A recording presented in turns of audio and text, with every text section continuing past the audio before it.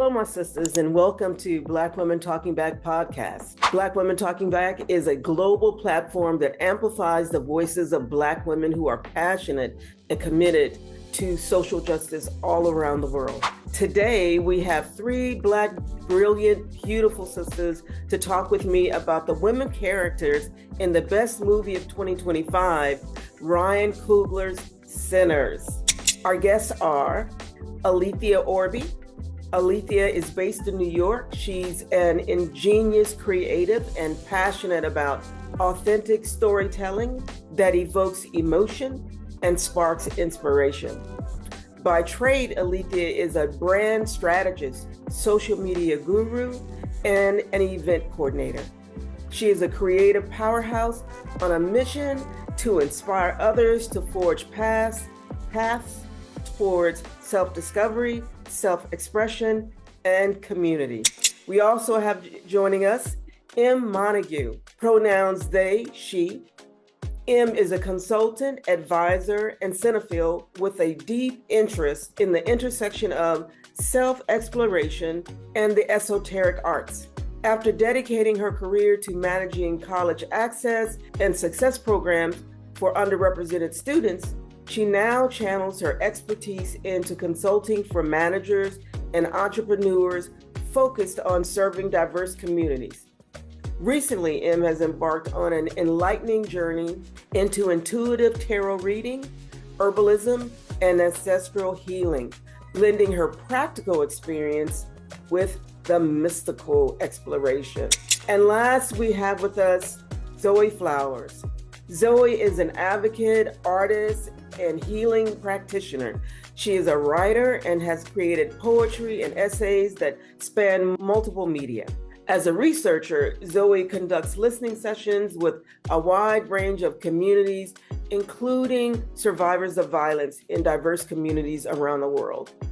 As an artist, Zoe creates films, theatrical productions, and books that invite audiences to explore social issues, healing, and spirituality. This year, Zoe launched Come to the Brink with Zoe Flowers, a podcast exploring who we become when the roles we once held no longer define us. Thank you, my sisters, my guests, for joining me for this podcast. Let's get started. And so here they are, the Sinners women, Perline and Mama and Mary and Annie and Grace and Therese. So let us begin. I want to first ask the question. I want to start with, how many times have you seen the movie? And what excites you about having this conversation today? I can start. Regrettably, I've only seen it twice. Those are pretty low numbers for such a fantastic movie. I'm already figuring out when I can see it next. Um, what I'm most excited to talk about, I'm really curious to hear just your thoughts on certain characters' decisions, and perhaps what you all would have done differently. Um, but otherwise, really excited to dive in. Yeah. Excellent. Thank you, Alethea. Hi, this is Zoe Flowers. Happy to be here. Like you, Alethea, I've only seen it twice. I wanted to see it on I think the 74 millimeter version, but they didn't have it in the city that I live in. So I've only seen it twice and not even on IMAX. Hello, I'm Em. Also very happy to be here and discuss this movie.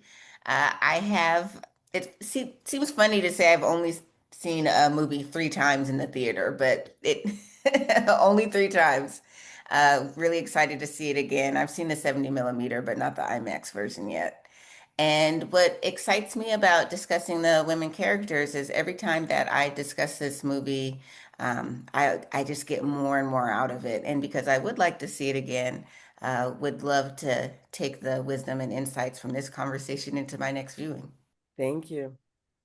So I've seen the movie 4 times. I'm looking forward to my fifth. I almost made my fifth yesterday, but my shoulder started bothering me. And, that was the end of that pain pill and lay down. But yes, 4 times, and 4 times is just not enough. I cried through each one of them. Um, and I'm excited for so many reasons. First of all, I'm just excited. I'm having a podcast and we're talking about a movie. I'm already just excited just Yes. about that. Yes. Yes. Um, but I'm excited because it gives us opportunity. This is Black women talking back, and this is an opportunity for Black women to talk about Black women in media, in film, and especially a film that is created by one of our geniuses, our own geniuses, because I live here in Oakland. um, and so, yeah, I just think it's a phenomenal opportunity, and I'm really excited. I know all of these women on the podcast today are very opinionated, um, and so I'm looking forward to hearing their opinions and being entertained by the conversation. So I want us to be free, just like we were sitting around the table having coffee, tea, or a cocktail.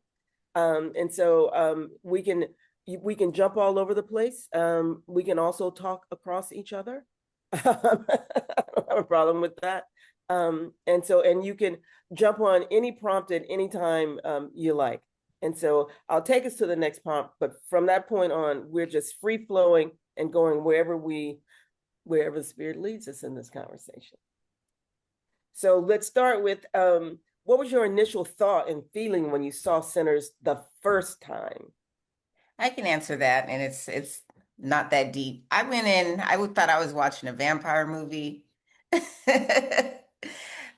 So I remember just being really stunned, almost in the mindset of, I wasn't ready to see something this rich, and beautiful. So my feeling was that I need to watch this again. Yes. I can go next. I can definitely echo that. Um, Also didn't know what I was walking into. I think I must have missed that Michael B. Jordan was even a twin playing himself in the movie, so that was a shock. But it was very much the same energy as after seeing Get Out when it came out in 2016. Just that electric charge in the air of never seeing anything like that before, especially just this work of art made for us by us. It had that same feel to it, but completely different. Um, and again, like you, I need to see that again. Yeah, same here. Definitely shock, awe, so excited. I am definitely a person who grew up on horror films and but had backed away from them for a while. And I did not know anything about the movie. Did not know it was coming out. And one of my homegirls called and was like, "You got to go see this movie. It's set in, the year that it's set in." And I was like, "What is it gonna be? Is it the same old?" And she was like, "Just go see it. I'm not telling you anything." And when I saw it, I was like, I didn't even want to speak. I just wanted to like let everything like soak in because there was just so much. Um, so yeah, I was very happy and excited.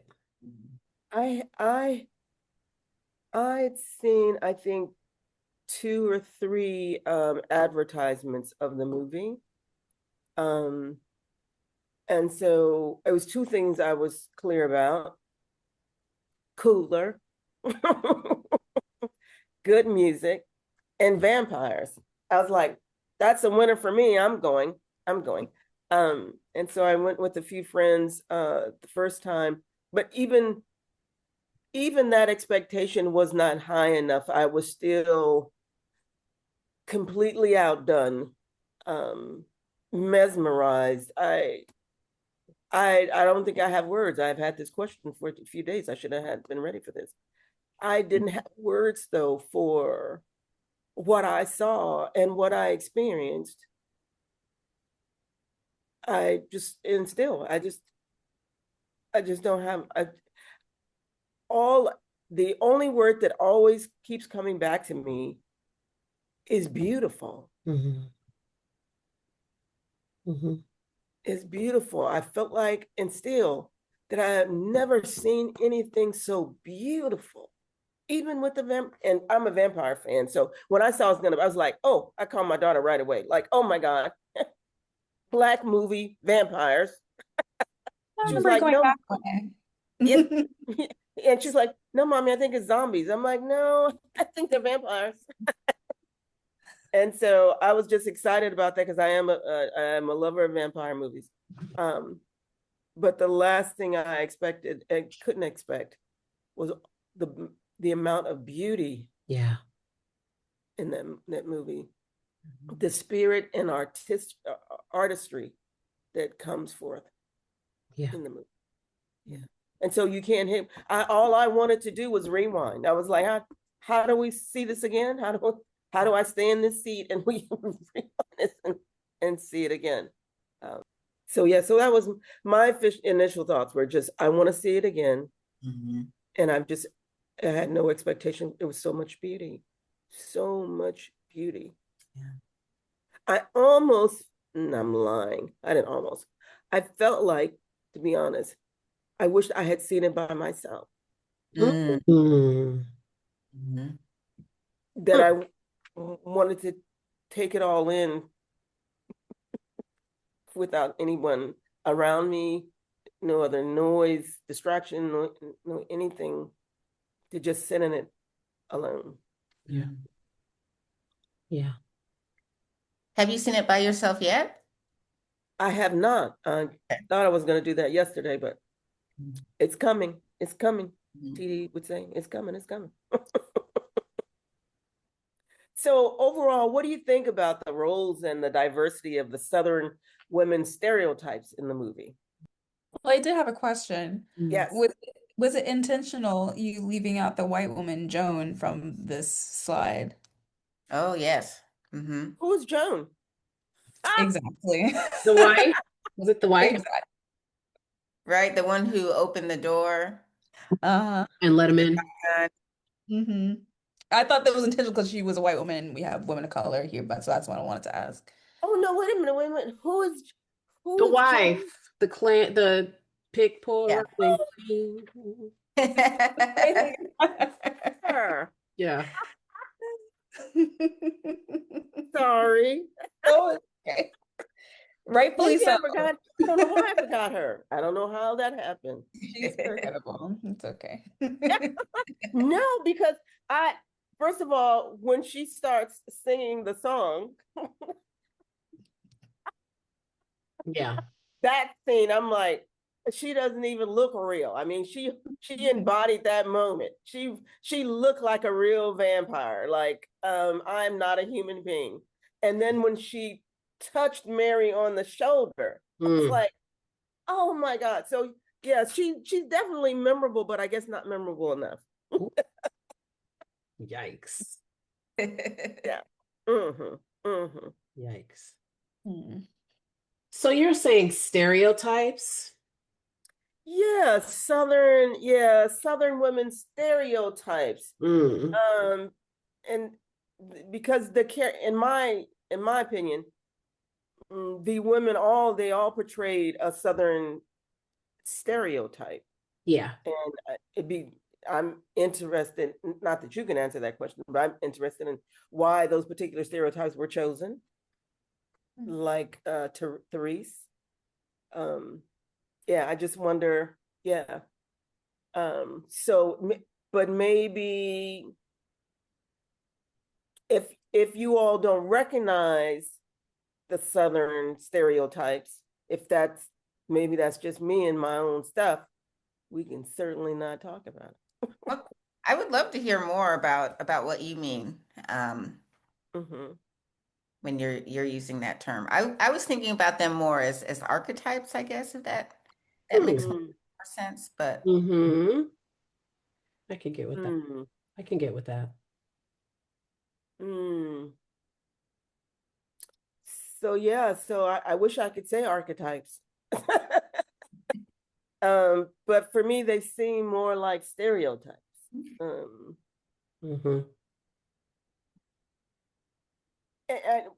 for me, they really seem like this is how a Black man would envision women of that era. And I think that if a woman had designed the women characters for that era, I think they would have been different. Interesting. Because you had asked the question about like what we would have liked to have seen, and Hmm. I would have liked to have seen more background um Yes. on Annie and like how she got to how she got to, but I'd love to talk archetypes because I definitely think Mary's character definitely fit like the traditional tragic mulatto stereotype. It could be said that I don't want to get in trouble, but Annie, I mean there could be some archetype stuff there as well, but I think that Wunmi brought more depth to what could be seen as like the magical, dark skin, voluptuous, witchy, you know, woman. Whereas Mary has privilege, doesn't really doesn't have feel like she has to follow societal norms, is okay with putting people in danger because of what she wanted, felt like she could go outside and like everything would be okay. Um, so I definitely feel like that was like the archetypal, like white woman in a movie who runs upstairs, or always falls in the woods, you know. Um, yeah. Yeah, so for me, that's more of a stereotype than an archetype. Um, I think that's the way that they're always portrayed, and people expect them to be portrayed that way, rather than creating some new, not new in the world, but bring forth a more rare and more realistic type of Black woman from that period of time. Maybe. I oh, go ahead. No, I was gonna say maybe. I mean, maybe she Yeah, had privilege and that's just kind of goes along with the privilege, but anyway. yeah, and that's what I'm saying is that I think that mm, that is a traditional character for the mulatto. It is a stereotype, Mhm. um, in my mind. Hmm. What would have been for me more of an archetype is if she had been different, if she'd have been a mulatto that I hadn't expected, um, that I don't traditionally see in movies, especially in Black movies. I think I was thinking of archetypes because, and this is something that I think uh, women, Black folks, queer folks have always had to do when consuming mainstream media is there's work that you have to do to find yourself or your stories in the roles. Uh, you know, um, I'm I can't remember the author, but there's, this book called The Celluloid Closet. Mm-hmm. Okay, yeah. So being able for queer people to be able to read themselves into to stories. And I think that's something that because I felt so connected to this movie that I just kind of automatically jumped to and inserted backstories and motivations and things like that because we didn't get that from the movie. Um, and uh, as mentioned in the bio, I am a very early student of the tarot. And so I think me and my coach are working through like the major arcana. And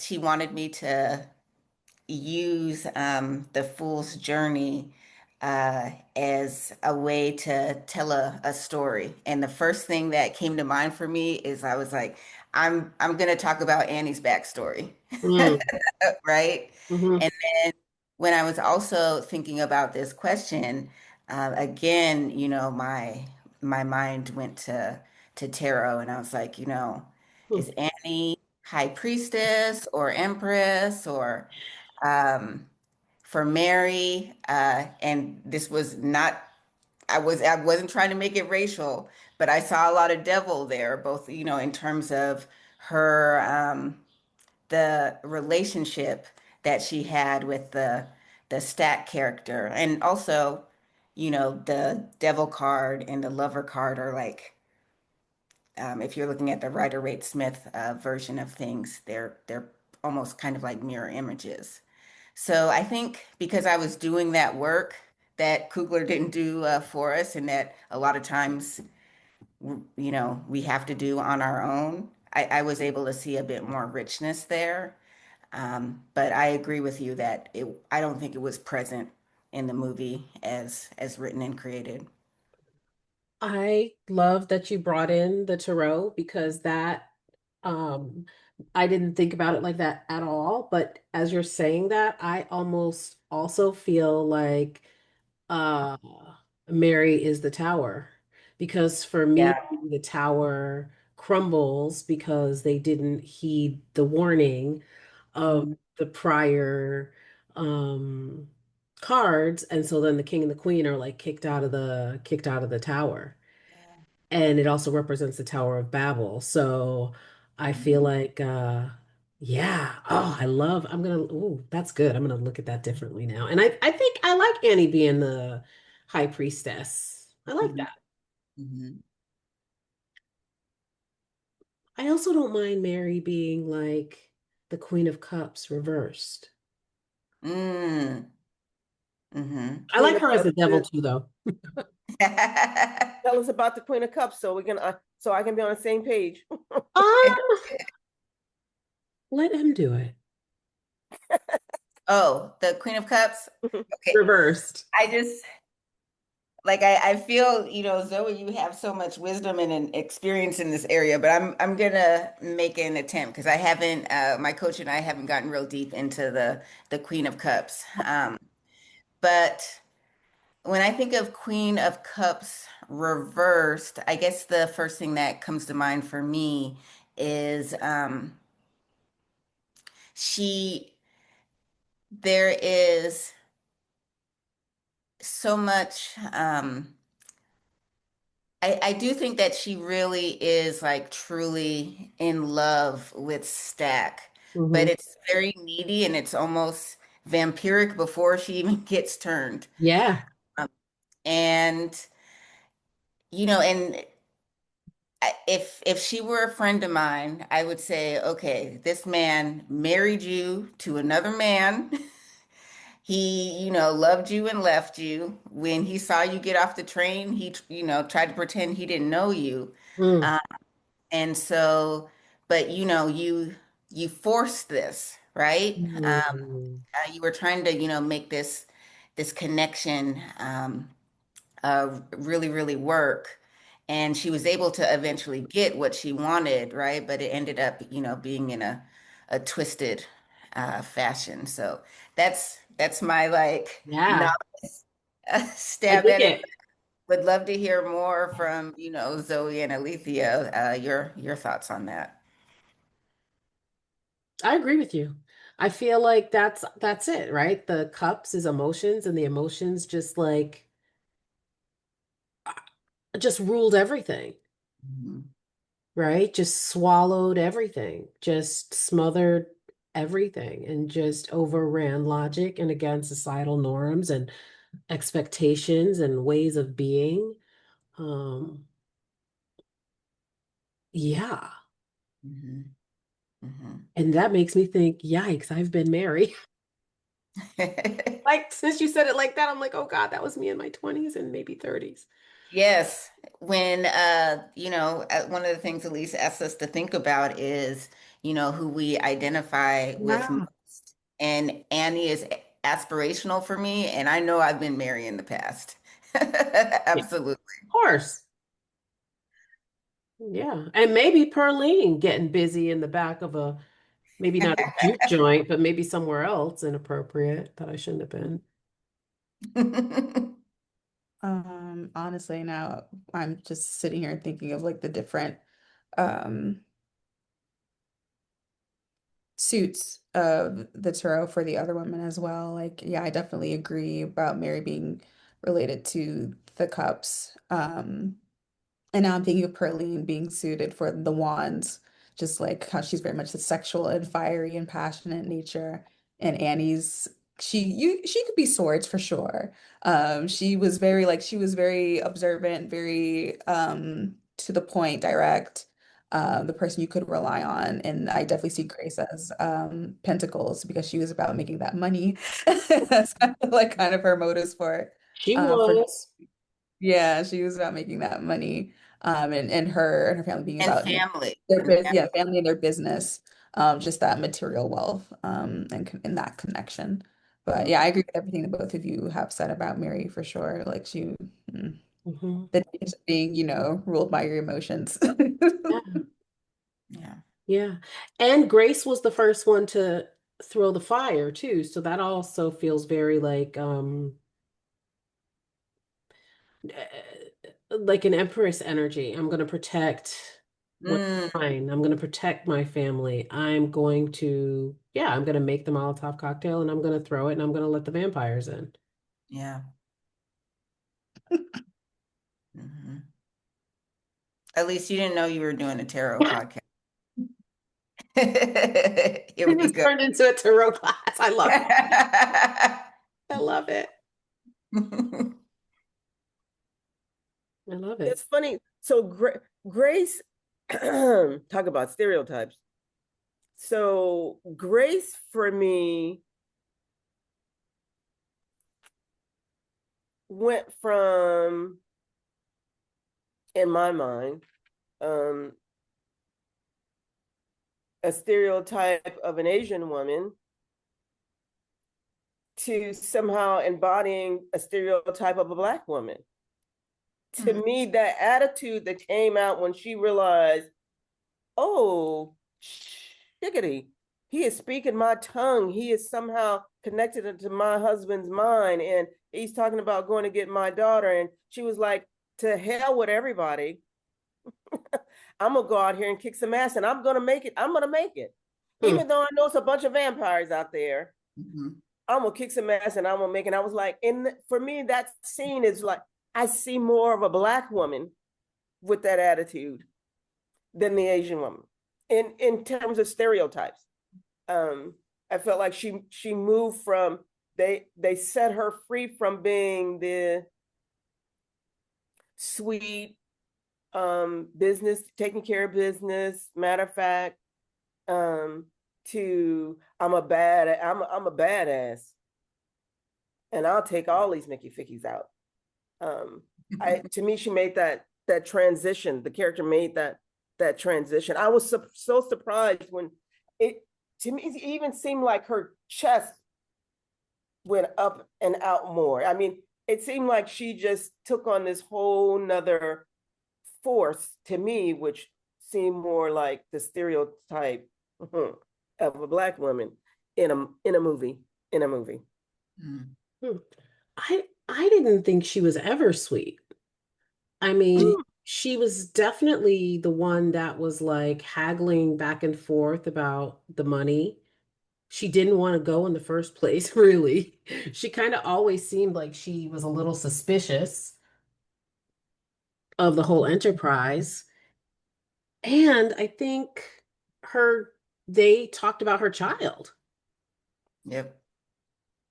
and the whole town. Hmm. So, Yeah, I thought that even when she in the business transact, well, starting with two people shot outside, yeah. got to be connected to you.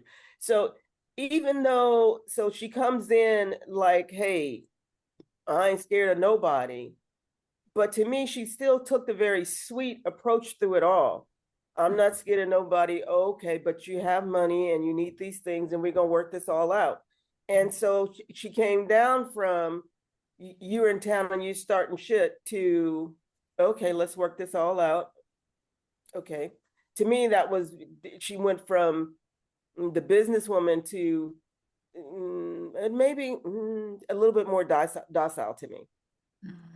that wanting to make the business transactions overrode whatever initial feeling she had about, oh, you out here in this, first of all, you're back in town and you're out here shooting people on the first day. It seemed like she just made that transition from, I really came over here. Now that I see it's you, I'm really gonna get you out of my store, get you out, because you're a problem. You're bringing problems already. To, oh, okay, you need some stuff, and I can make that money. Yeah. But it wasn't like I can make that money like Therese will make that money. To me, it was more. It was just more sweet. Like it was more nice. Like, okay. I didn't get that at all. Me either. Yeah. I Me didn't get either. like her whole aura to me was very much just stoic. And I feel like the soft side of her we really saw when she was dancing with her husband at the juke joint. Mm. Like that Mhm. moment, that's the sweet. Well, if we're gonna use sweet, that's where I feel like that shone more. But I Mm. also feel like going back to what you said about or talking about stereotypes, I think that was the stereotype I feel like Coogler was offering to us that we tend to perceive, especially, or women are, or Asian women are perceived as being docile and demure and very quiet and proper and all about making money. Like, especially within Black communities, when you think about the hair salons and the nail salons, who are they run by? And they have to present themselves in a particular way. And so, and they always have to be like really accommodating and nice to their customers. But here we saw her, like you see the husband, he's super nice and super welcoming, like they've been their friends, buds. But here comes the wife who's already upset being pulled from her register and having to walk over and see what's going on. Like she's all about that business and making sure of taking, like you said, taking care of her family. Um, and so I think, it made sense. I think, yeah, I liked what you said about her, how her energy would reminded you of that of an angry Black woman or just a Black woman when they were threatening her family. But for me in that moment, it made sense. I know, and this is controversial take. It made sense that she was so angry, and that she took that risk opening that door, where just all those walls came down once her, what she really cares about, her family, Mm-hmm. not so much the community, but her family. Once that was threatened, like all of that was stripped away, Mm-hmm. and we saw the human underneath that. Which I feel like again is not an expression you see often publicly. Like when you hear about Black people being killed by police officers or things like that, it's not we're gonna make some noise about it. But when you hear about the hate crimes against people in the Asian American community, like there isn't we don't get to see that visible anger, that rage that I'm sure they're all feeling quietly because there's still that expectation that they need to like be docile and demure, and to keep their heads down. Sorry, that was a bit of a tangent. Mm-hmm. Yeah, I like it. I agree. Mhm. Yeah. Yeah, I love Grace's character. And jumping to another question, I'm hoping she'll get supporting actress. So, in mainstream movies, white women get supporting actress for one scene, Hmm. for one scene. Black women and Asian women, and I can't remember any Latinx women, but they have gotten supporting actress because they practically held up the whole movie. I mean, they were phenomenal throughout the movie. It wasn't this one scene where people were impressed, but that character, she was a powerful character throughout the movie. And I feel like Grace was that. I feel like Grace did both. I think she carried her character well, and when it was time for her to transform into this other character, so to speak, I think in those scenes when she's like trying to get out, she's ready to get out. I think she literally steals the show in that time. It's like, oh my God, the cameras. It's like the camera's on me. I got to do my thing. I mean, she just became for me, a very powerful actress in those scenes, and I'm hoping she'll be nominated for a supporting role. I'm sure it won't happen, but um, Actually, if you don't mind, I want to think more about this choice that Grace made. Um, if you're okay with that in Alethea's hot take.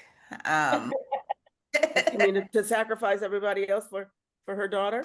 What else would have happened? yeah, Yeah.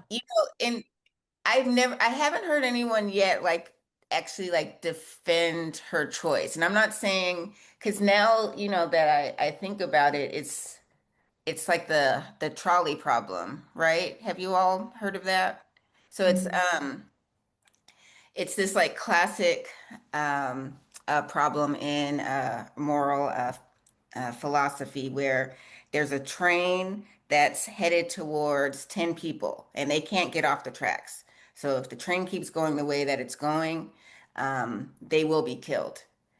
Now you can pull a lever and it will change the direction of the train. There's only one person over there, but they can't move either. So do you let things run its course, or do you make a conscious decision that that person is going to live while, I'm sorry, that person is going to die by pulling the lever, um, so that you can save the other five people, right? We know Mhm. what Grace chose. That one person was her daughter, right? Mhm. Um, and but I can't shake the idea that everyone in that juke joint survives if she doesn't throw that Molotov cocktail. Um, but then, I mean, she's a mom, right? Yeah. It's it's really an impossible choice. Yeah. And she also just saw like her husband just Right. went to the car and then he come back, he talking about, oh yeah, baby, it's nothing. Oh, maybe he's hungry. Da-da-da. It's He's just like, hungry. well, clearly this is the love of her life. Yeah. Mhm. Then you've got Remick talking to her in her foreign tongue. Hmm. Now you're threatening my daughter. I Hmm. mean, I don't know who would just sit in the barn. Right. What was they going to do in there? Right. Yeah. They had to come out to keep the movie go. There's no movie if Grace Yes, doesn't open the door. right. Oh yeah, of Yeah, course. so that's always my thing. Of Yeah, course. yeah. There's no, yeah, There's nothing it, happens. It's a very yeah, boring movie, yes. yeah, Yeah, nothing happens. yeah. And the That, other part of it is like they were in the almost near the same situation about 5 minutes earlier when they realized that Stack was alive and Smoke wanted to open the door and he was getting ready Yes. to open the door. He's like, Mhm. "That's my brother on the other side of the door. I'm gonna open it." And of course, Andy's like, "Hold on, wait a minute." Yep. Yep. It took a lot. Hmm. And that was just his brother who he had witnessed died, Yeah. which I think made more sense. Where it's like, you're threatening my daughter who's still out there. Like you're between me and my daughter. And my husband are like, I don't, I don't blame her. I don't blame No. And the whole movie for me is about choices and sacrifice Yeah. and deals we make. her. And so, I mean, I've been listening to a lot of different podcasts with a lot of different people. And so there's been like various takes on the Grace thing. But yeah, I don't understand where's the difference between what Stack did and what Grace did, or what Stack tried to do, keeping his brother in, sticking his head it right by a hole in the wall. You just seen him dead. Now it's like a lot of decisions were made. Mhm. yeah, and that is the for me. That is the catch 22. Is that if Grace didn't make the decision that she made, the movie would have been over. I mean, we'd have just sat there and watched it and wait till dawn. Hmm. That'd have been a boring movie. Yeah. And take the risk that they could have murdered the entire town. Mhm. Yeah. That's true. Yeah, because that showdown happens. Yeah. Yeah. They all end up, or most of them end up perishing. And then the other white people would have came and killed them. And the Yep. Klan people would have came the next day because the Klan people was on their way too. Mhm. Justice for Grace. Justice for Grace. No Grace. Yeah, yeah. I'm definitely, you know, I'm definitely with Grace. If it had been my child. The I only would, thing I didn't agree, I'm sorry, go ahead. I'm so sorry. no, I've been trying to find some way to get to my child, protect my child as well. Makes sense. And I don't think that I would have been thinking about everybody else. Just like Stack wasn't. He wasn't thinking about. Yeah. Yeah. His twin. Right. His other half. And then he didn't even kill him. Yeah. Mm-hmm. Yep. I wasn't supportive of that choice either. You were? I think that the right thing would have been for Smoke to sacrifice Stack. But again, the movie, when people make rational choices, and when I say rational, right, I mean like devoid of emotion or attachment or things like that, it does often lead to very boring results. So yeah, so no, I get what y'all are saying, but it is something that I struggle with, her decision. And yeah, letting Stack live.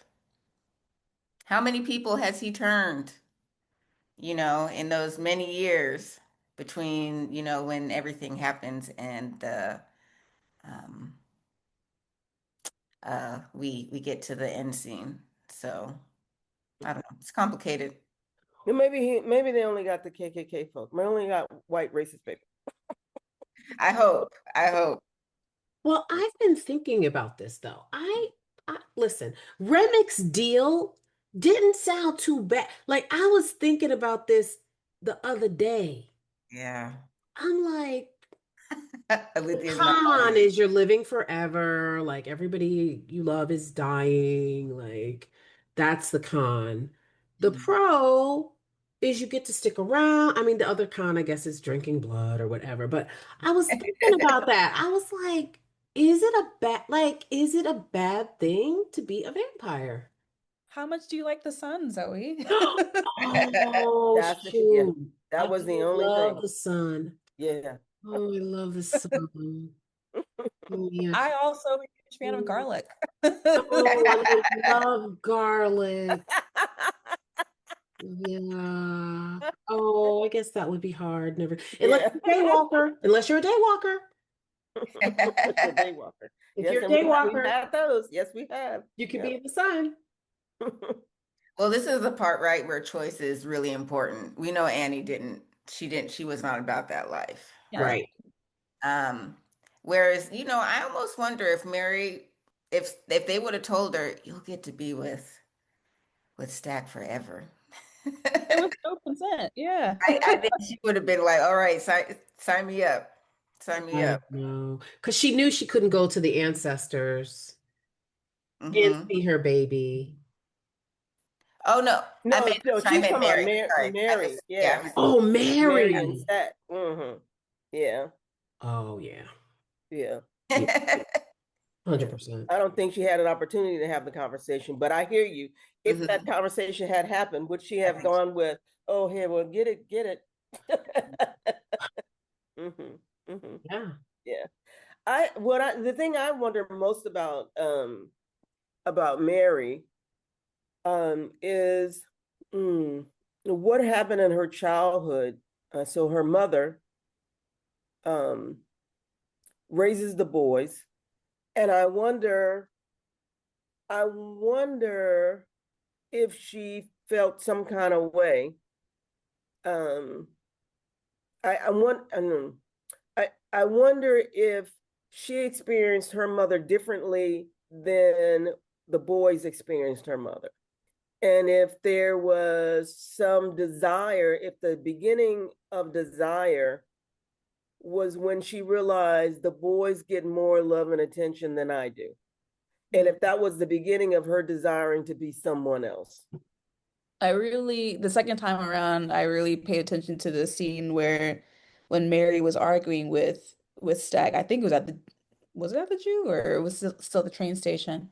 And how she was, how she just buried her mother the other day, and why didn't you send flowers for the funeral? And he said, we no, it was Smoke. I'm sorry, she was arguing with Smoke, and Smoke Yeah. said we sent her flowers, for while she was still living, while she was still alive. Like that mattered way more. And I just thought that's an ongoing conversation that we do have about people like after they pass. Like, why do we celebrate and honor them so much after they passed and don't like devote that much energy while they're still with us and alive? Like how things would be different.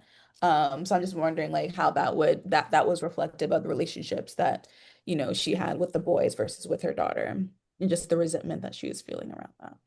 And I actually I wonder if she's always resented them and loved them and loved Stack at the same time. That she resented the relationship that they had with her mom that she didn't have, and loved Stack at the same time. And maybe even that was the beginning of her desire for Stack, is to be with the one whom her mother adored. Or her mother didn't want her to be with Stack and Smoke. Yeah, I was a little pissed off about the fact she didn't get, Stack was like, hey, I'm trying to protect your life and mine. I'm trying to stop you from getting killed by white folk, and I'm trying to stop them from killing me. Yeah. And she didn't care nothing about that. I didn't want to be white. Come on now, let's deal with the reality though. Yeah. The reality is your biracial being puts you at risk all by itself with the white man. And then if the black man wants to be with you, puts him at risk as well. I mean, what kind of love is that says, okay, well, we'll just take that risk. It's okay if we get killed. I just want to be with you. Well, I think that just goes back to the archetypes. I think that again, it's just the Hollywood archetypes of Bonnie and Clyde. I mean, these are just like archetypes that Richard Burton and Elizabeth Taylor, like these are just archetypes that live from film to film to film to film that we see all the time, where we're just going to risk it all for love. I mean, a lot of people risk, like Perlene, where's her husband?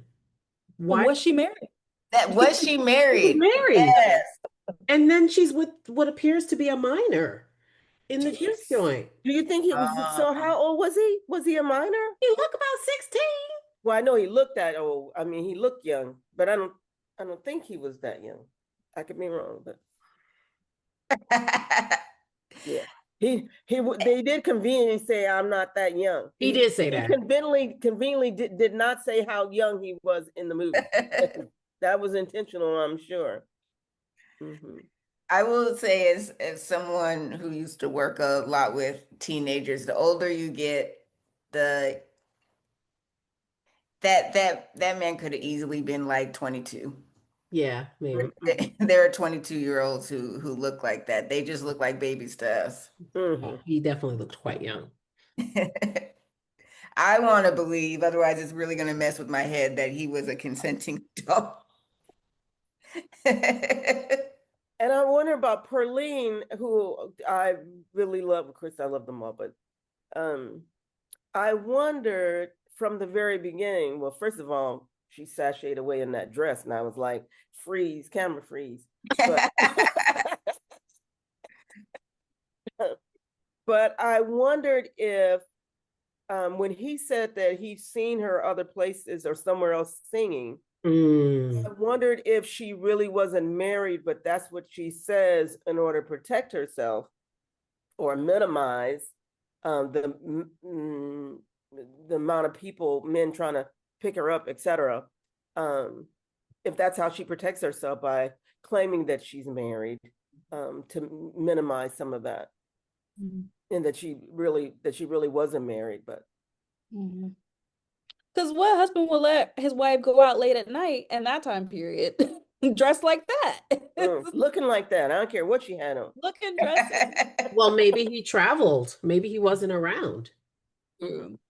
I mean, Maybe they had an open relationship. yeah. Exactly, right? I'm just like, yeah, I mean, that was a very loose and wild and lascivious time. I mean, we're talking Prohibition, we're talking Al Capone. It's not like Yeah. it's called Sinners, Mm-hmm. you know? Yeah. She could have been Yeah. married to some old crusty man. Mm-hmm.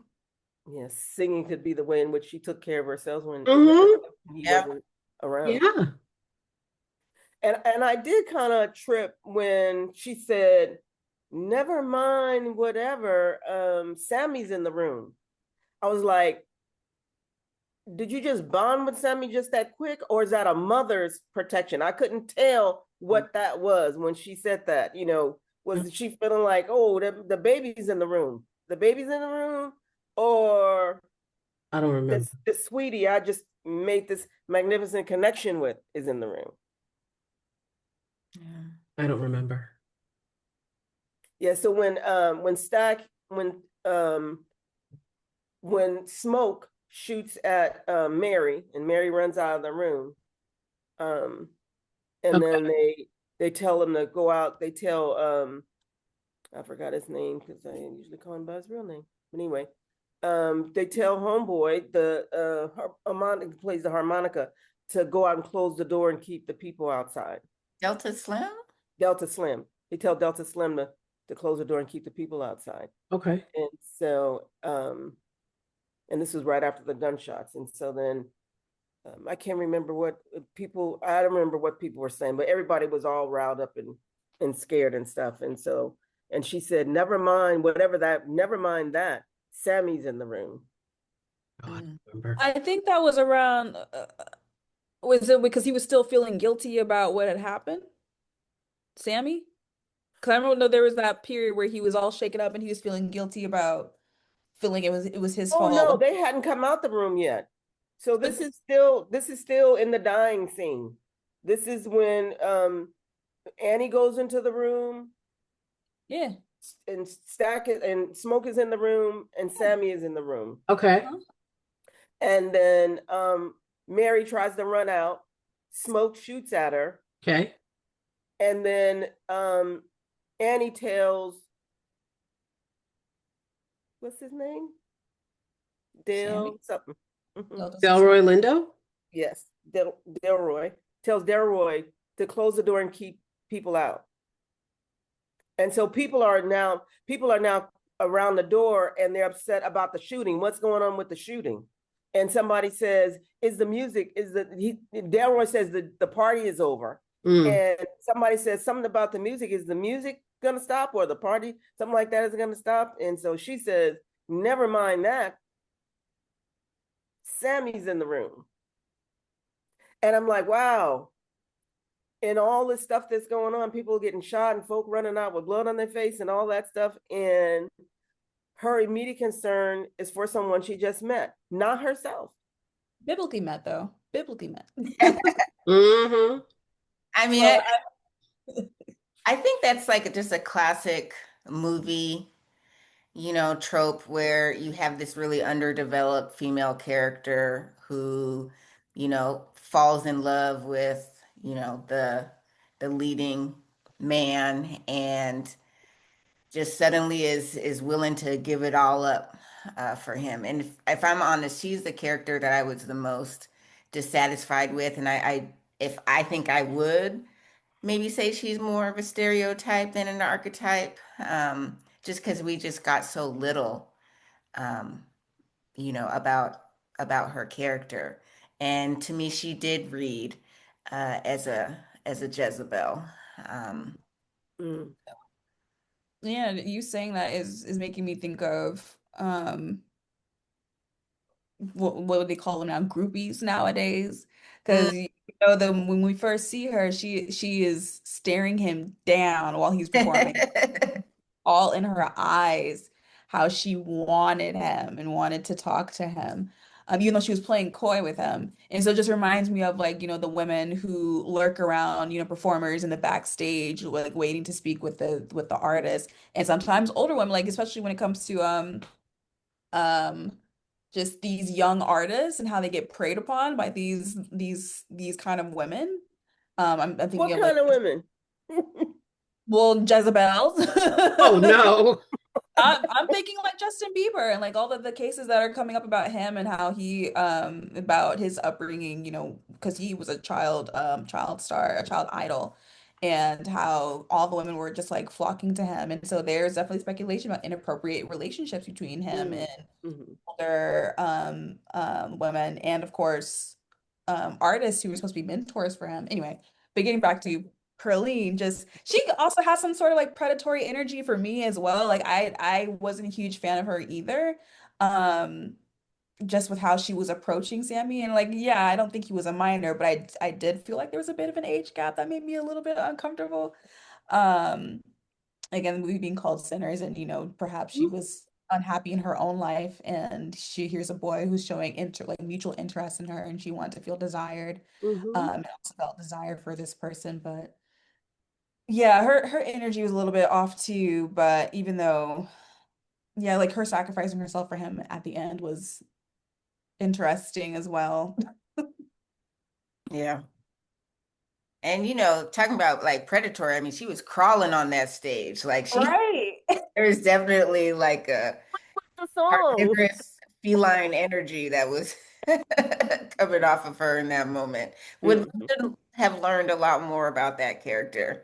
Yeah. People have talked about, there should be a sequel or anything like that. I don't know how I feel about that, but if there's some kind of, prequel that goes in a Yeah. bit I like deeper, prequel. maybe has like a woman like writer or screenwriter or director that's given us maybe a bit more like backstory or something.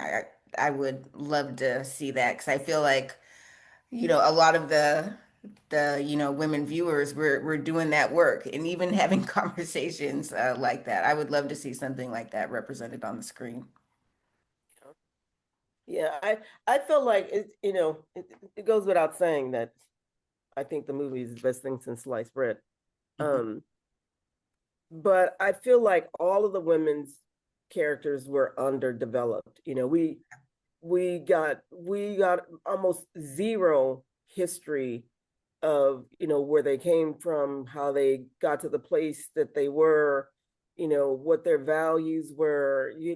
And it was so now yes. So I get that I think that Coogler was taking the twins and saying the movie is about the twins. Yeah. And I also want you to see how well this brother's playing the twins, playing two characters. And so, yeah, so everything honed in on who they were. We got backstory on them. We got their birth. We found out when they were born, who they were born to, how the midwife. I mean, we got everything on them. Why they left, what they did when they left, why they came back, their history in the war. I mean, we got everything on their lives, but we got nothing. We got no backstory on any of the women. Mhm. But at the same time, it's like they all represented like really important turning points in the film Mhm. too. Yes. Yes, They moved it yes, forward. yeah. And I thought that was I wrestled with that. I was like, how did he do that? The character just shows up. We know nothing about them, but then they become pivotal in how the movie moves forward. Yeah. And so there is no movie without Annie. There is no movie without Grace. They're instrumental in all of it. And yet we don't know who they are. Mm. At the same time, we don't know who they are. But we do also at the same I time. think we know who Tell they me, are. baby, how do we know? Yeah. I know I make up stories about who some of them are, who I want them to be, but I really don't know who they are. Yeah, I think we know who they are. Yeah, like I think Annie, we know her to be just like this fierce motherly figure who cares about her community, like her being a root worker. Like that's very much important to her. Family's Hmm. important to her. Hmm. She she's a romantic as well. Like she's Hmm. loyal, dedicated, like she's incredibly smart. She's so intuitive and so observant. She's very she keeps it like she's level-headed, like she's reliable, like she's so many of these things. Hmm. She's forgiving. Like I feel like that's, we know who she is and what her archetype is. And like with Grace as well, family oriented, very much taking care of her family and her business. She's creative, she's artsy, like she made the signs for the party. Like she's still willing to help out others, even though it is, for money.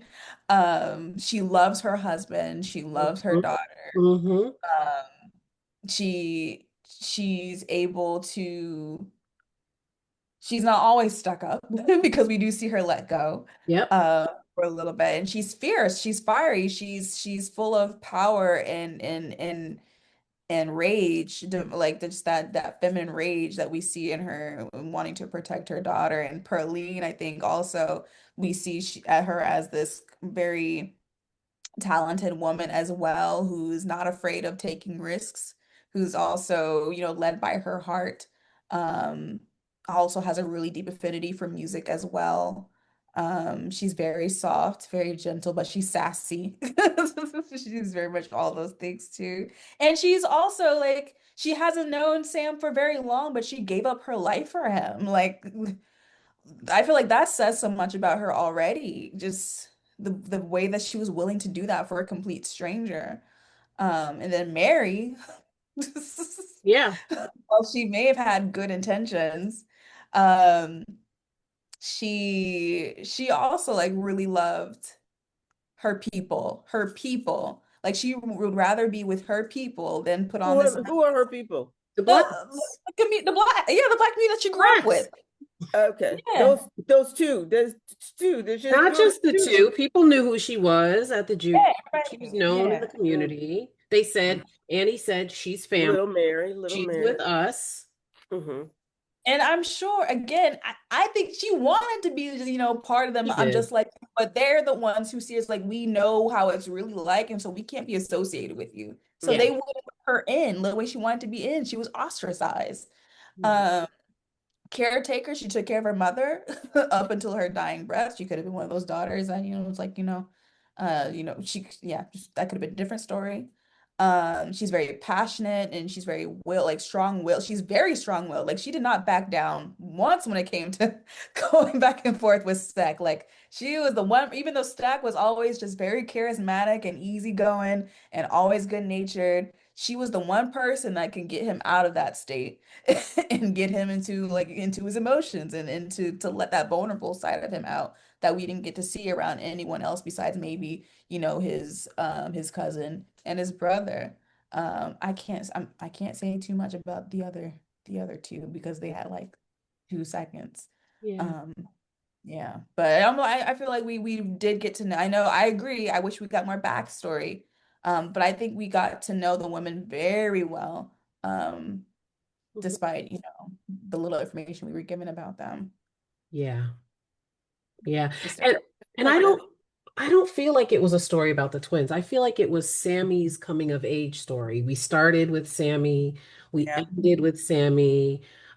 Talk about the fool's journey. I mean, here he is. Again, it's like just the classic archetype, like Wizard of Oz. Like he's met with this choice that he has to take. He meets allies along the way. He overcomes the big bad, and then he lives his life, right? It's like again, it's just like a so many archetypes in this movie, like Mhm. classic Hollywood archetypes, Hmm.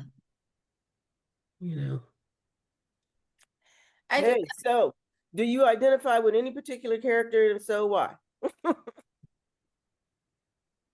I did not. This is Zoe. I did not. Okay. M. Yeah, I'd say what I said before. I definitely see Mary in my younger self, and would love to become an Annie, but I'm not there yet. I would Something? think, yeah, exactly the same. Been married. Find myself relating more to Annie, which was affirming just like her connection to the earth and just to root work was very enticing. And mirrors like my own desires, and especially when it came to the mojo bag that she gave Smoke, just that will to protect him like all those years. I was just like, yes, that's exactly like part of why like I want to get into that kind of work is, my care for my people and making sure that they're good. So I just resonated like with her motivations. Like her motivations were definitely relatable. Yeah. So, What about you, Elise?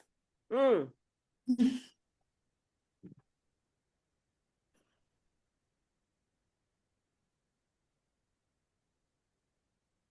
I didn't mean to put you on the spot.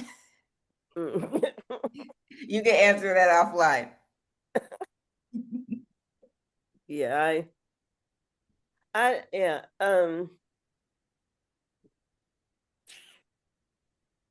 ugh.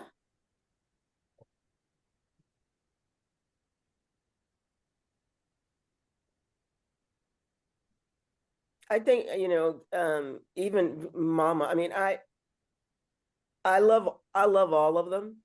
Mm. I love all of them. Um, and there's, I see little pieces of my life in every one of the characters. I'm like, been there, done that. Hmm. Yep. Um, yeah, yeah. What do you all think? Because this is something that has really stuck in my mind. The vampires, I said they were very much about peace and love and community. But when Mary, like shortly after she turned, she said, very gleefully, "We're gonna kill every last one of you," Hmm. right? And I thought that was really interesting, and it was almost the most like directly like violent, you know, threat that happened in the movie, and for her to be the one who said it, uh, as opposed to any of the other characters.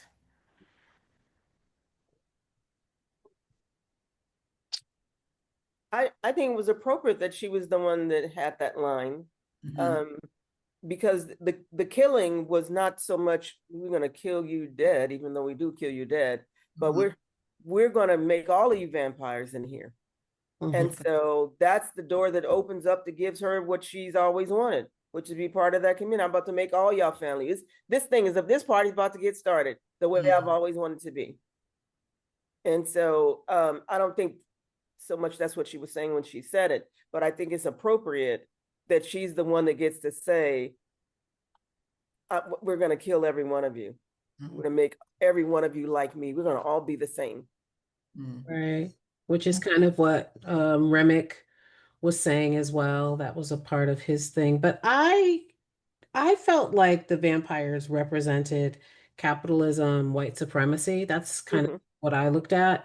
And so mm-hmm, I kind of felt like that's what happens when you buy into white supremacy or the myth of white supremacy and capitalism and all those things that you're not gonna escape it. Like you make that choice, you make that sacrifice, you make that deal, um, and you're not gonna escape it. That's kind of how I looked at it. Hmm. Yeah, I think Cornbread really sold that the best with this little speech. Like, what is the point? For all of us to get along. Hmm. It's a farce. It's just a farce for just more ways that, mm-hmm. white people can continue, profiting off of you. And ooh, ooh, Remick's argument, because I've read some think pieces on it, and just like how it's also an extension of like the dangers of assimilation as well, and how Remick is poses as that. And how similar to Get Out, like there's still that desire of the commodification of Black bodies and stealing Black bodies. Because it's like I feel like ultimately Remick did not care at all Yeah. about equality and being a Mm-mm. family, taking care of No, each other. He no. just wanted Remick, I'm sorry, he just wanted Sammy's gifts to use for Yep. his own selfish reasons. Yep. Like that's all he cared about. Yeah. Didn't see them as people at all. Again, like I said earlier, like there was no consent anywhere here. Right. And there's no consent involved with assimilation either. It's like you either get in or you get gone. Yeah. Yeah. Yeah. Yeah. I felt in the,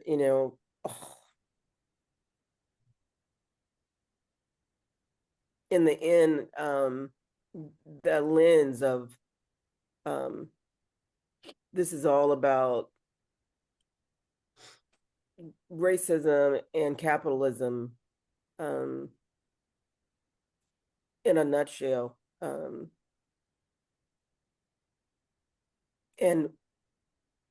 the consistent message of white culture that we're not worth anything except for whatever it is white culture decides they can commodify. And the ways in which we're lied to and fooled, which is, I still think that, Black people can always make something out of nothing, and that's what Stack did. But the reality is his ass is dead. He of course he didn't raise his hand and say, make me a vampire, but he became a vampire, and he made it, and then made it work for him. Mm-hmm. That's what we do. Yeah, and it just for me, the same thing. It just felt like this is like a snapshot of America, of Black people in America, and white supremacy. Yeah. Yeah, and imperialism, colonization, and how that's has, vampiric essences of themselves too, just sucking dry other nations and their peoples and their resources, and then again forcing that assimilation, conversion, religiously, politically, just all of it. Because yeah, don't you want democracy? I just think about what they did to, most of Latin America under the guise of, don't you want to be like us? Again, no consent involved whatsoever, and just complete decimations and disappearances and killings. And, yeah.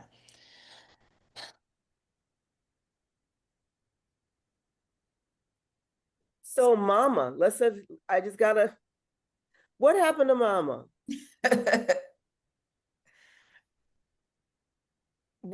Why is Mama so insignificant?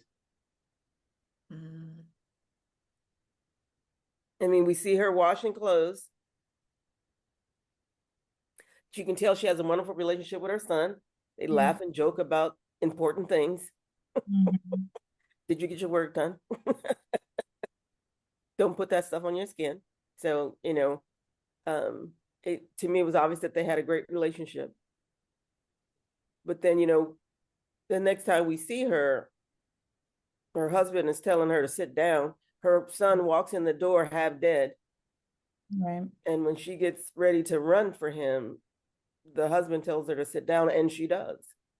Well, I mean, it's very reflective of the patriarchy we get with Christianity. So I think she was exactly who she was supposed to be. Yeah. I just wonder why they chose, but I mean, it's back to the stereotype. Why Why did they choose her to be like that? I Well, what did you want? stereotype. Yeah, and I don't think it was a stereotype. I think that there's a million of mamas right now. Yeah. I just watched a podcast of a woman who's married to a preacher who said she used to iron his clothes when he would go cheat. Like Oh, oh just goodness last gracious. last week. Yeah, it's a huge podcast where the husband was like, she's my purpose, but she wasn't my preference. And they're just laughing and giggling. And she's like, you young girls, you're single because you won't do the things that I did. I think it's just an accurate reflection. I don't think no lies told. Hmm. I'm trying to remember the genre of the of books. Not genre, but it's a term to like to denote like when mystical or magical things happen and people just take them as like being normal. It's like magical Magical surrealism or realism. something like that. Yeah, Yeah. magical realism. And so it's like I feel like because you and I, you might remember the conversation you and I had, Mom, about like, if you could ask that question, you can also ask, well, damn, why did everybody have to die at the end? Like, why did it still have to come back to the real history of these white people were gonna pull up on them and slaughter all of them, which, like this is still very much I feel like a historical like documentary of this particular subset or this region in history. And so it's like Coogler still was making sure that we saw that the real history of like the lie that people lived during this time and what it looked like, what it felt like, and how we found joy and community despite that. So I guess to your point, it's like, yeah, it would have been like if you're gonna ask that, then you would have to change all the characters and it'd be a completely different movie. But I think this is a movie that Coogler wanted to make. He was just adding the lore of let's make it a vampire flick because that's gonna put people in seats. Mhm. But this is still very much like a historical retelling of like life in the 1930s, 20s Mississippi Mhm. during this time. Wouldn't it be a wonderful thing if what factored into um, preacher boy's decision is that he saw this like his mom who was just immediately silenced when he stumbled into that church, tried to reach out for him. Dad told her to sit down, and he had just come from this terrible thing that happened, but had these, rich, multidimensional women that, we've been talking about during this whole podcast. And what if that was a factor in his decision that the world that he wanted to be in Mhm. was not a world of mamas, but a world of Mary Perlines, Annies, and Graces? Mhm. Yeah, Yeah, I like that. because he Mhm. chose, right? I mean, he chose and kept choosing. Mm-hmm. And that must have been hard because, like, to your point, that he had a good relationship with his siblings, with his mother, and he had to leave all of that behind. Mm-hmm. Yeah. And he named the bar Perline. He didn't name it Mama. Yes, I was looking at it from the perspective of, and thank you for this perspective, in um, that too many people had sacrificed it, lost their That's true. lives for his gift, and there's no way in the world he was going to smother it Mhm. in Yeah. that shotgun shot. Mhm. Even though one of them had wished that he did Yeah. and begged him Yeah. to, to let it go. Mm, Yeah. yeah. And it's interesting that the exact kind of community that was it Stack that was telling him to join, the all Black community, Black owned businesses. I mean, I'm sure like a lot of us thought when as um, Stack was describing that is those were the exact towns that, got burned down. Hmm. Um, and, that's a fate that perhaps um, was avoided as well, right? And I But to think, think, Oh, I'm sorry. No, go ahead. I was just to think like how Smoke and Stack's lives would have been different if they had been accepted by those communities too, because weren't they turned away? Yep. Hmm. Be- Yep. That's what I was So gonna, That was their they daddy's weren't perfect reputation. either. Yeah. that's what I was gonna say, that he wouldn't have fit in there either. Mm. Which apparently he knew. Yeah. Mhm.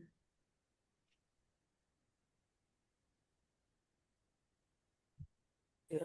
That's a hmm, rare and deep knowing when you know what your gift is, your gift and purpose. You know it that young in life. Mhm. And he knew it before the tragedy. Mhm. Yeah. Mhm. Yeah. Hmm.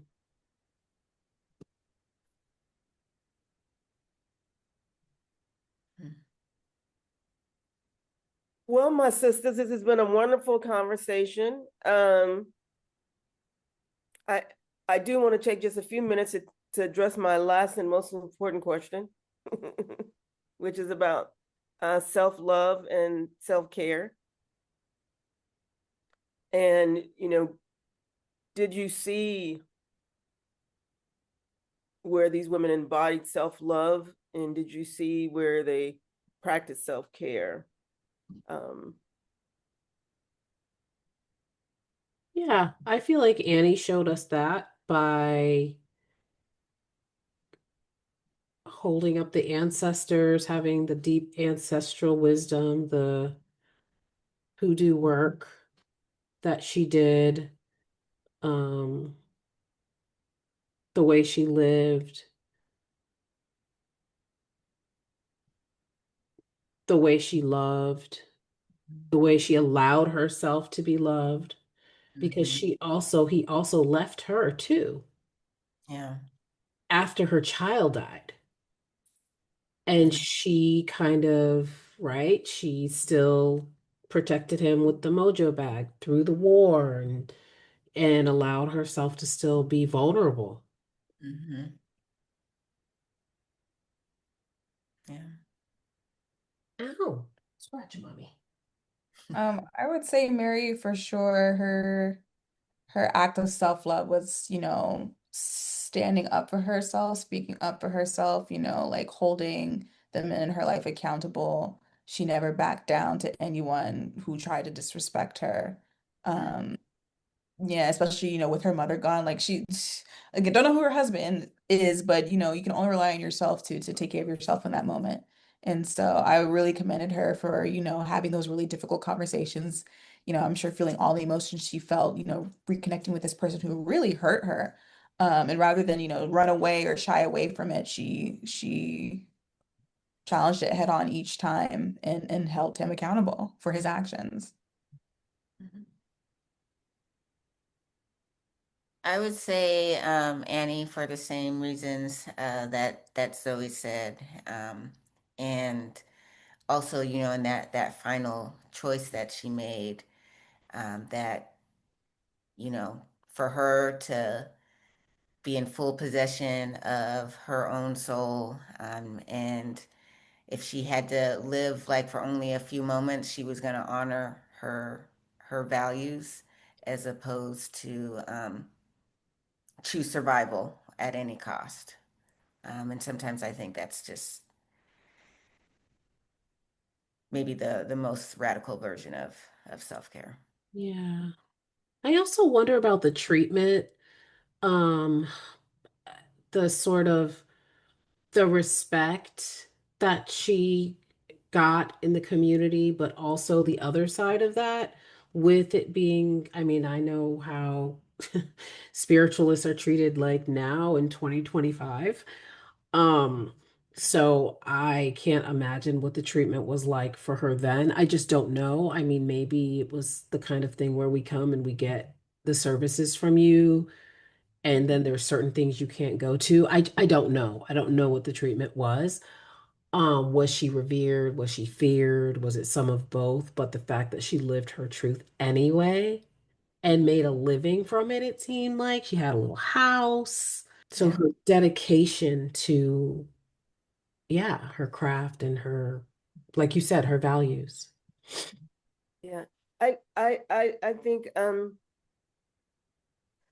in very different ways. Um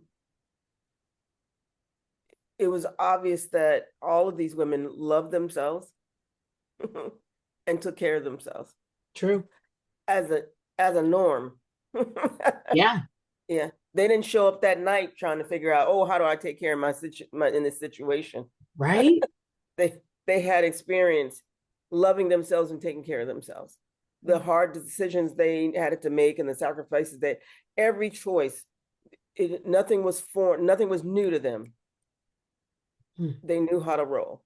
Can we also talk about the way people kind of got in line when Annie spoke?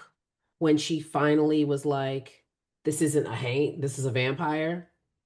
And nobody was like, well, how you like, if she posted that on Instagram today, she'd get a million questions about how she know what she knows and did she do her research and blah blah blah. They were just like, oh yeah, she knows what she's talking about. Yeah, we're gonna just eat the garlic. Right? Yep. We're just gonna listen to this Black woman. Because she That's knows what the she's talking magical about. realism. Yep. What'd you say? I'm like that's the magical realism of it all. Like they just got information like Yeah, she knew what she was talking about. immediately. Absolutely. Immediately. Hmm. But also, what other choice did they have? I mean, so you can either do this and maybe it'll work and maybe it won't, or do nothing. But that's a choice. But doing Yeah, nothing That is is a a choice. choice. And folks have made that choice. yeah. Yeah. And I think it's also because Smoke trusted her. Mm. And if he, because I think he was the only one who, publicly, visibly challenged her, especially when it came to Stack about, him being dead or not. But I think you could see that he trusted her, like especially with the mojo bag, like, and I just wonder, if he didn't trust her, would that have been a turning point as well? Mhm. Mm, and they were gone for 7 years, Yeah. and she was still making a living doing her thing. Hmm. Um, Yeah. and so I think mm, yeah, people probably talked about her behind her back, and was the first to be on her step when I something think was so. I think that's what I was trying to get to. yeah, Yeah. yeah, yeah, Hmm. And she was a cook too, right? yeah, Yep. yep. Yeah. Yeah. All right. So, is there anything that we think is a takeaway for what for Black women from these women in this story? What comes to mind for me is creativity, not just in art, but just living a creative, like creating the life you want. I think that what we saw, what Ryan brought to life, the history that's already been made for this film, I think is it came from his imagination, a lot of it. I think that we need to just believe in our imagination and our visions and our magic. I think it's happening. I see it happening a lot. I think we can go further.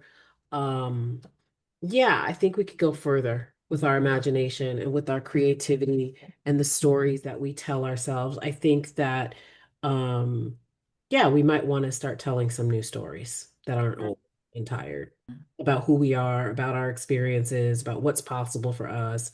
I think that, yeah, even I think it's critical for this time for us to start visioning and living into a new, more exciting reality. I think we also got a glimpse of what freedom can look like, Mm, and how that freedom is rooted in community and in dancing and in music. Yes. And I was just reading an article the other day about this DJ and how she said, she makes music and sometimes her friends say, I know you're going through a hard time, but we just need to go to the club. And so how that's just always been a space for us to just find freedom and connection with each other despite everything that's going on. Sometimes you just got to dance. Mhm. And whatever that looks like, that's okay. Um, and so yeah, just with that, just remembering community, remembering music, connection, dancing, just moving your body, and how that relates to just feeling the most free. And it doesn't relate to, spending money. I all of that resonates with me, what both of y'all have said, and I think this discussion in itself, the takeaway for me is um, the vision and power that we have in being able to pull wisdom and insight from something, even if it's not for us, right? This movie was for Black folks, but I don't know if it was, fully for Black women. But this these kind of conversations is how, we found a way to make it our own and make it relevant to us. Mhm. Absolutely. Mm, resonate with everything you all have said. Um, I every t all four times I see the movie, and Sammy says to Stack, um, basically this was the best day of my life, wasn't it? Was it that for you? And every time the thing just tears me up because their one day moment of freedom. And for me, it just feels like, yep, that was my life or my black community's life on screen. Mm. And yep, we got freedom. We got freedom one day for a half day in a little bitty space and time. But that little bitty space and time, the freedom that we experience when they do the flashback, it's them riding together in the car and singing together. It's getting the house together for the party, and it's the dancing, and it's the seeing people that you haven't seen in years. It was simple things that made them say that was the best day of our lives. In some ways, it's sad that that's the best. We're 30 years old and this is the best day, but it's so wonderful at the same time. There was the simple things that made this the best day of our lives. We saw the sun go down. I was with my brother. We sang. Oh my God, we got together with people we hadn't seen in years. We created something together, and then we partied. And for me, it's like those are the simple things, Black folk. It's the simple things in life that really make life magnificent and wonderful. The chasing of shit that we chase today and capitalism and all that stuff is just a distraction. And if we could get to a place where we prioritize the simple things in life, that capitalism and the president and his people can't take away. They can't take away joy. It can't take away relationship. They can't take away friendship. They can't take away the beautiful things, watching the sunset together and making music and being creative together. They can't take that away. Some things they can't take away from us. And those are the things that really create, going back to Zoe's point, I think that the creativity is where the freedom flows. I think that's where we birth freedom, is from actually allowing ourselves to be creative. When we allow ourselves to be the creative beings that we are, I think that's when we experience our greatest freedom. And so yeah, I just feel like if we could just get that, if we could prioritize our creativity and that relationship, those two things, being together, being in relationship and being creative. Oh my God, we could experience freedom several times a day, every day. regardless to what the systems may be doing, we could still experience that freedom. So I was already on track, but I'm really on track even more so now. I'm like, every day I'm gonna be free. Every day. I don't care how much money I got in the bank. I don't care about all that. I'm gonna do the things that make me feel free. And so I hope all of us, I mean, all the Black people that saw this movie, that's my hope, that everybody, if they don't take nothing else away, that they walk away with, shit, it takes some simple things for me to be free. Yeah. Mm-hmm. To be free together. This last 2 hours was freedom. Mm. Thank you, my sisters. And my sister daughter. Thank you. Thank you. Thank you. This was wonderful. I know all of you, when I first asked you, you all were a little hesitant about one thing or another, but you all then said yes. Yes. Thank you. So until the next time, I'm sure all of you will be on this podcast again for some reason or another. Zoe for sure is going to be on here. I already got ideas for Zoe's podcast. Aleese is we're gonna do a podcast on daughters of the social justice movements, and so we're gonna have a bunch of not children, but adults. That's me. Adult children who survived their parents. They're gonna do that show. Yeah. So yeah, I'm sure that we will all be together on this screen again sometime soon. If you want to be on the podcast, if you want to share your story, your wisdom, your strategies for change, please email me at blackwomentalkingback@gmail.com. We're lining up panelists all the time. We're going to do some panelists, and we're going to do a lot of individual interviews. So there are a lot of sisters have written books this last couple of years. I want to interview sisters who are writing their stories, who are telling their stories in book form, those who are doing new research and policy work, just our gamut, the full gamut. So if you're interested in being on the podcast, please email me and let me know. Once again, I love you all. I love you, every single one of you. I love you. Until the next time, don't forget to follow us.